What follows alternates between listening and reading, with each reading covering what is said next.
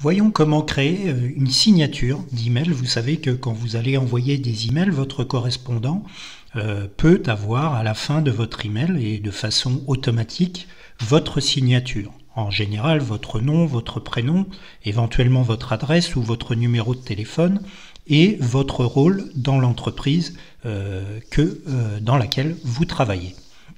Pour ce faire, on va aller dans les paramètres qui se trouvent ici en haut à droite. Donc je clique sur paramètres et afficher tous les paramètres. Alors vous allez voir que les possibilités dans Gmail sont énormes.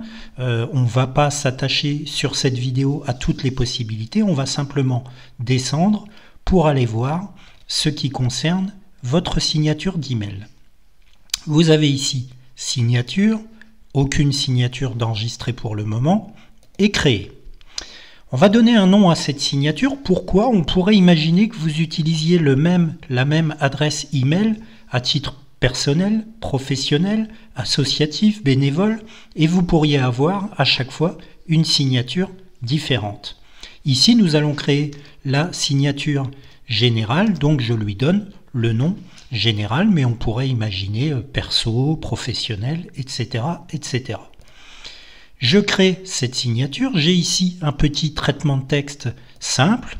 Alors, j'avais donné un nom fictif pour ce compte Gmail, donc Gilles Deloup, une taille de caractère assez grande pour qu'on le voit bien. Je vais le mettre en gras et puis je propose une couleur de texte un peu originale pour que ça ressorte de mon document qui est en noir, en texte noir. Je vais mettre un petit trait, ça sera plus propre et ça sera visuellement plus intéressant. Alors il n'y a pas de fonction pour ajouter un trait. Je vais utiliser la touche 8 de mon PC, la touche underscore.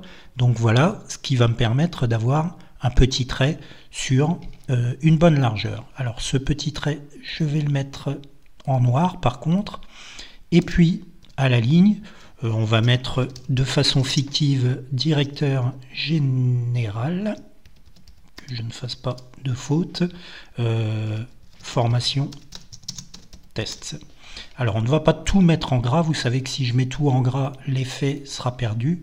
Voilà, et puis je pourrais très bien ajouter mon adresse, mon numéro de téléphone, etc., etc.